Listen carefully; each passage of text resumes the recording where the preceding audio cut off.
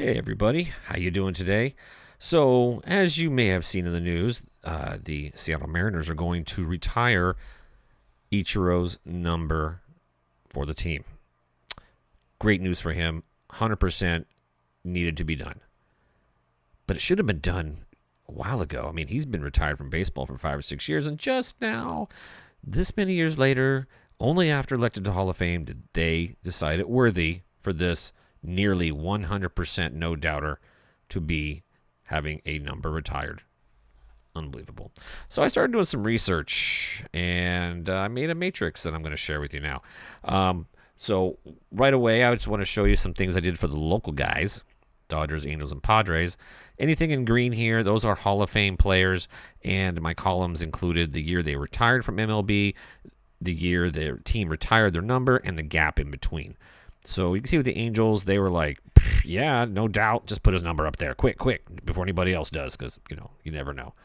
And then Dodgers, they actually had a requirement that the players had to be in the Hall of Fame first. They did make an exception for Fernando when they retired his number in 2023. And so even though there was a large gap for him, and he may never be in the Hall of Fame, but he's in the Dodgers retired number list.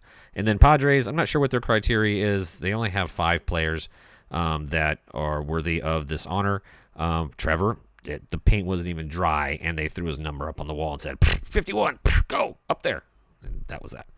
And, Tony and Dave. A little surprised that 3 years took place. But seeing as how it happened in 2004, and they were building the new stadium downtown, I think that was done so that they could dedicate the whole Tony Gwynn statue in the park, put his number up there. It was like a whole to-do. So it probably would have been a 1, but they wanted to make it all part of a package. So that's just my opinion.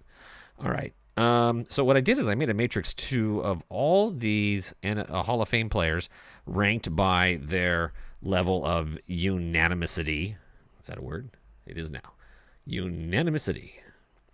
Starting off with the top here with Mariano Rivera at 100% and on the way down. And I listed everybody over 90% that had that ranking. And then I put the same formula in there to show the gaps in between. And what I noticed is that they did the same shit to Ken Griffey Jr. too. Made him wait 6 years to get his number retired by the Mariners. I mean, what's going on with that organization? That's why they never win anything.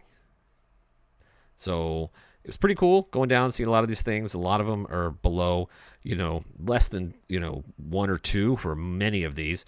Anything in gray, this is the top 10 in the rankings. Jeter, for some reason, took 3 years. I'm not sure what that's about. He's a no doubter for sure. And then we get into like Randy Johnson, who is not a Mariner retired number, but he is a Diamondback retired number. They did take 5 years to add him to that list. And they're kind of a young organization. I don't really have any thoughts on why or really cares anyways.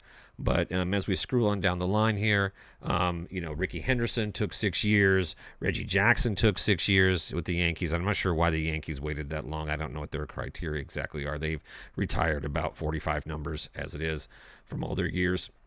But one of the things that stood out to me was the Red Sox. Their numbers were kind of wonky. And why would it take so long? So I have this little section here just about the Red Sox. And you can see the gaps here. Yaz, 6 years. Ted, 24 years. Wade Boggs, 17 years. Only Pedro at 4 years. And then I found out that they actually did have some criteria where it was you had to be in the Hall of Fame. You had to be 10 years with the Sox. And your last season with the Sox had to be there. And they've loosened those up since, I think, but that's how long it took all these guys to get in there.